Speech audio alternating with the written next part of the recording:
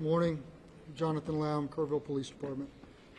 I appreciate y'all's kindness in letting me run a little long yesterday morning while I shared some of the stories of the heroic actions of my fellow City of Kerrville police officers during their response. I know those are things that our community has seen, and we felt it was important to share that with the public. This morning's briefing will be a little bit more to the point. The response here in Kerr County continues to expand as the mission becomes more technical. There's more than 2,100 responders on the ground here from state, local, and federal agencies working to reunite victims with families. 10 states have sent specially trained teams to our community, and 2 more states are en route. As I know many of you have reported, the governor, lieutenant governor, and the Speaker of the House are strongly committed to helping our community. And we're grateful that they're making our recovery a priority in the upcoming special legislative session. Our City of Kerrville and Kerr County leadership are committed to a transparent and full review of processes and protocols.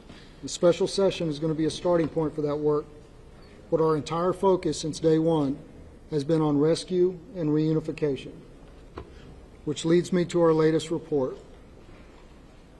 As of 8 a.m. this morning, there have been 96 confirmed deaths, 60 adults, and 36 children.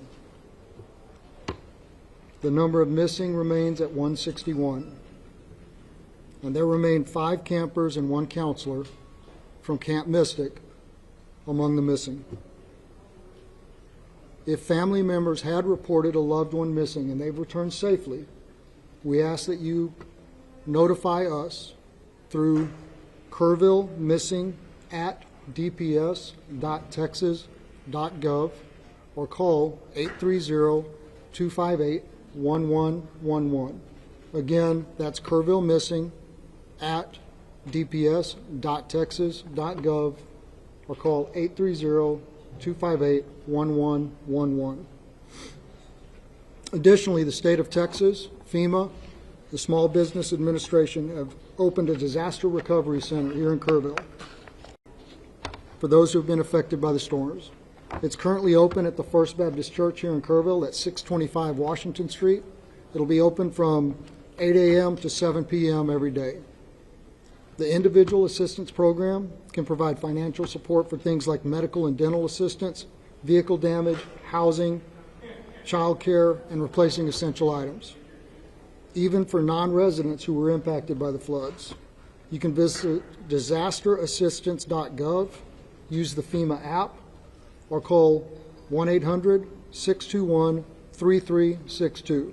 And again, that's disasterassistance.gov, use the FEMA app, or call 1-800-621-3362.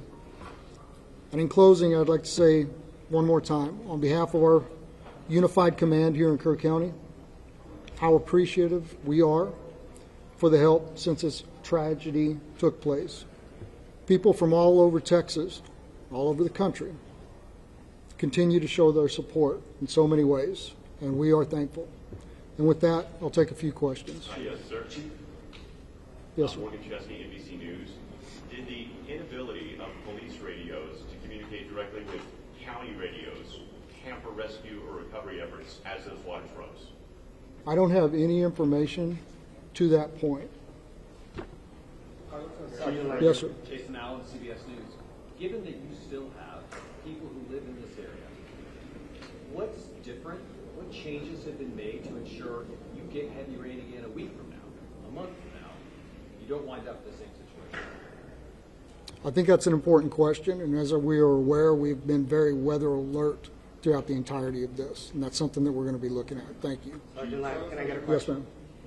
Am Johns News 4 in San Antonio. What can you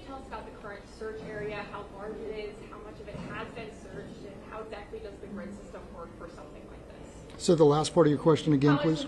How does the grid system work for a disaster like this? Okay, so the grid system, I'm not a search and rescue recovery expert, so I don't want to speak out of turn, but it is a methodical search which ensures that every area in an area to be searched is covered and searched and that no stone is left unturned.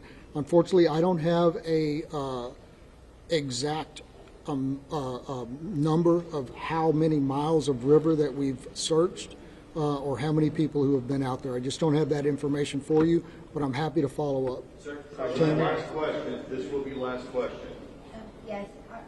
Are there messages that we as a collective media are not getting out there? For example, are you hindering some searches? What can we tell people who want to come up with big equipment to help search or remove debris? Hasn't that been a problem?